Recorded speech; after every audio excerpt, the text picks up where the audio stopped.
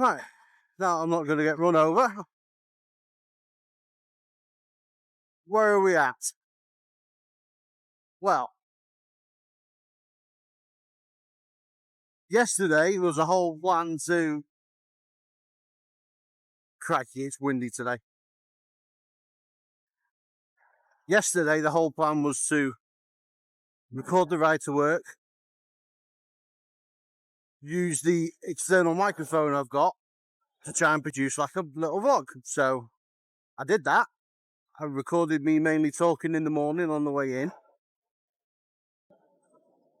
That seemed to work okay, although I've not actually had a chance to look at any of the footage or play around with it or even listen to the audio, because on the way home, this remote, this one right here, decided to just cut out and refuse to pair. So it's like, got the board home, put both the board and the remote into the pair mode like you're supposed to do. Double check with the instructions as well. So power the remote on first, put it into pairing mode, put the board on, put that into pairing mode. Just wouldn't work. So I was like, it's a bit weird. Sent an email off to Acedeck. Unfortunately, they're on a festive holiday at the minute. It's the grave cleaning one, I think it is. So technically, no one will be back in the office until the 7th. So I thought, right, I'll double check just in case. And wouldn't you know it, if you go by the date that the board was purchased, not that the date I actually got it, it's out of warranty by about a week. Oh, echo. Yeah. As bloody typical. So, but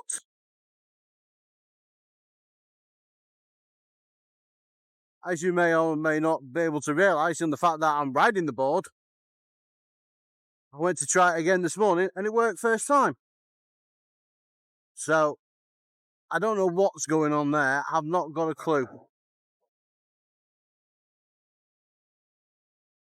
I think I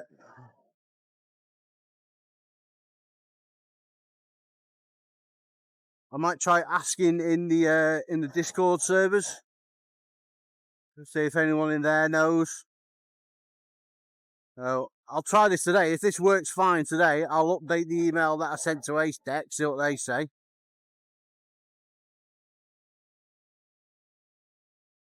So the only thing I noticed, which is something I might try tonight on the way home,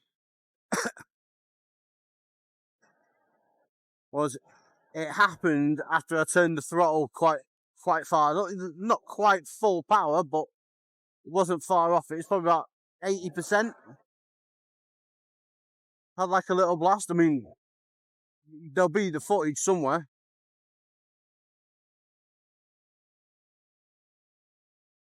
Yeah,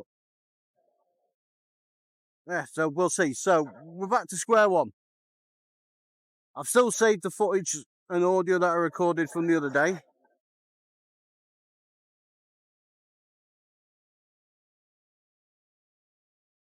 What I might do is, depending on how it comes out, because I don't even know how the audio sounds yet, because I don't know how this mic deals with the wind. I've got a muff and everything on it, but obviously I'm riding 20 mile an hour straight into wind.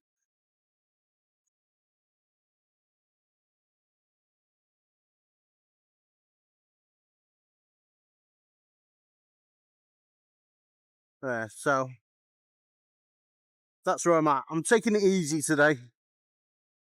I'm not going too fast on the board. I'm literally, what am I doing? So 18 to 20 kilometers an hour. So definitely not that fast.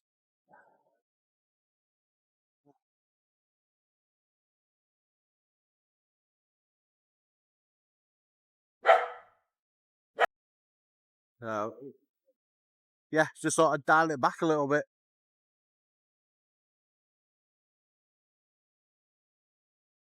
So yeah, that's about it. That's all I can think about. So I'm gonna have to think of another topic now.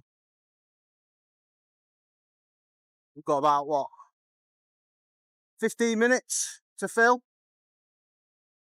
So what do I talk about? I tell you what, let's talk about the board. Might as well. We'll do 3 things I like, 3 things I don't like. Right. 3 things I like, first of all.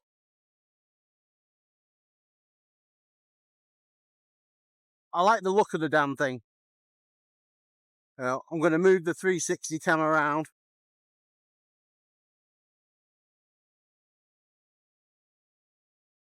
It looks good. Especially when it's clean, which it isn't at the minute. But it looks good.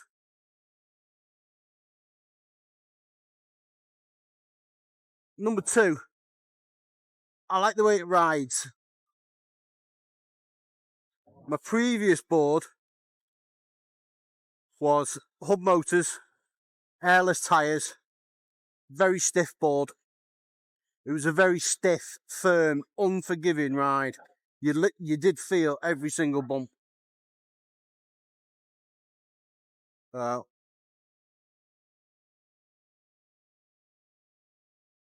Why go jogging in full makeup? Surely you're gonna joggers, man. They're looking underworld unto themselves, but yeah. I like the way this board feels compared to the old one. It's got pneumatic tyres that are a bit bigger. It's got shock blocks instead of bushings. It took a little while to get used to because it's a lot stiffer than the other one. Thank you. It took a little while to get used to it. I would say, because you have to put more body weight into this board to get it to turn, even with the white shock blocks on, which is like the softer ones. I would say bindings help make it work a lot better. Having said that, I put the bindings on pretty much as soon as I got the board, so I've not really ridden it without, apart from like the first day when I got it. So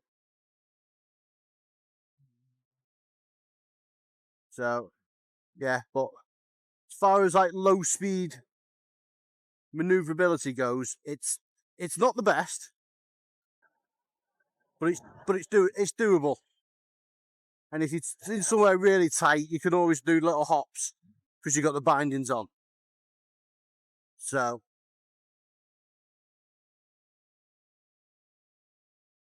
let's slow down for these doggos.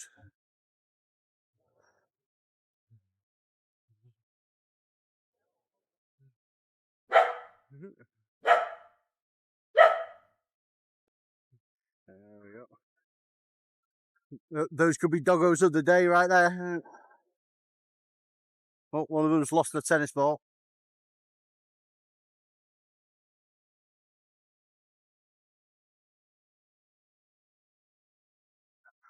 Right, so that was 2 things I like about it. Third thing I like about it.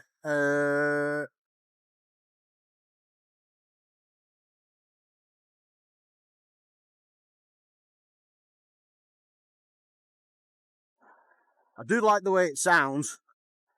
When I'm not going to push it up to full power at the minute because I'm being gentle because of the problems with the remote. But I do like the way it sounds. It's got like the gear driver's got like a very whirry sort of sound to it.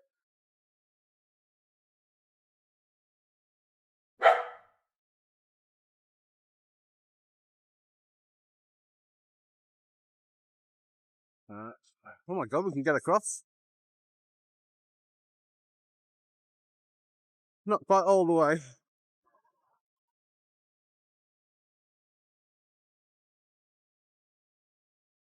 but I'll take that.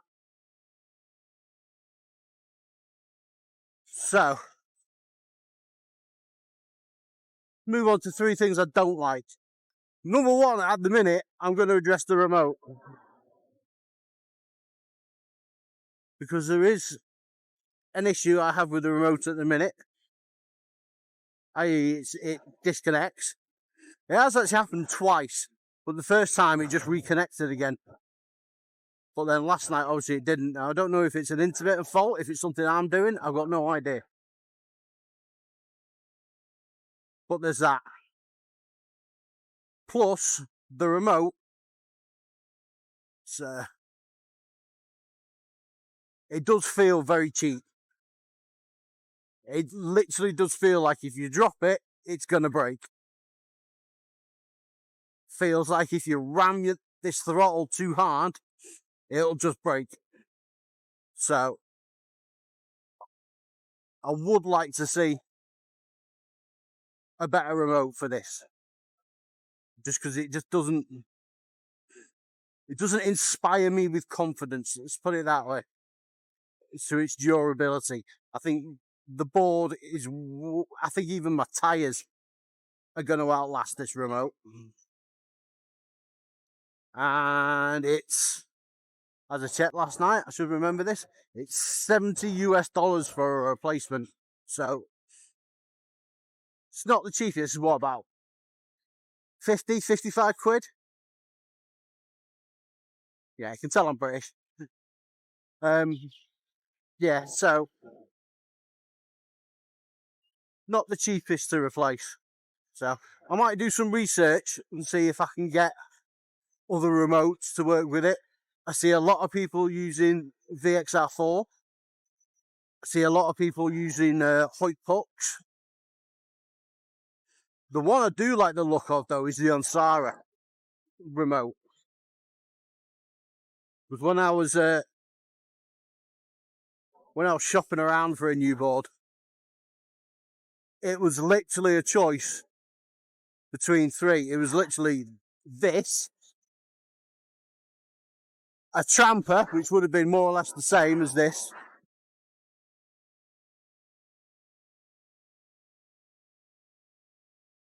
or an Onsara Black Calf. It lit, and the Tramper would have been about £1,000 more than this one cost me. So I sort of ruled that one out because I wanted to get one around that sort of time anyway. Basically, I ordered it in September. This didn't arrive till October, but I wanted to get it that time of year because I was moving into the winter season. And I knew the other board just wouldn't get ridden that much. So I wanted a board that could deal with a bit more wet and muddy conditions, which this board can. It's great. I'm not worried about getting it wet. You know, it's like today, it's still a little bit wet from the rain we had last night, but it works. So, but anyway, we're getting off topic. Second thing I don't like about this board.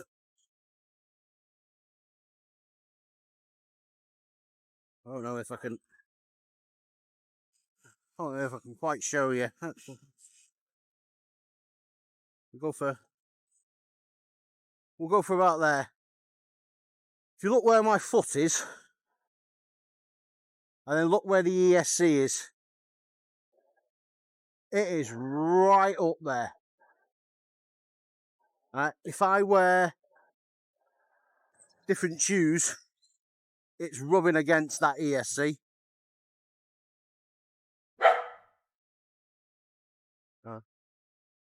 You can literally feel it. Although it does work as a good like stop, so you know where your feet are on the board. But at the same time, it's it's solid metal. It's CNC'd aluminium block. It's not good. It's already worn out one pair of shoes. So yeah, that is one thing I don't like. I'd just like to see it just moved just ever so slightly away, just like even Even just like half a centimetre or so would do it.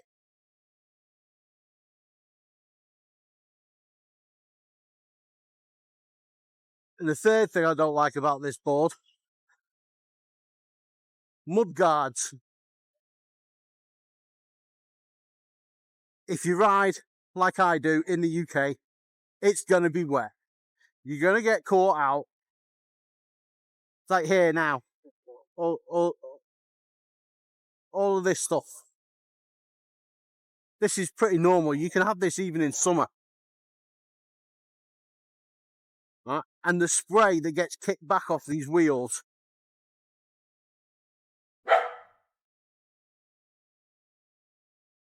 is unbelievable. You will get absolutely drenched.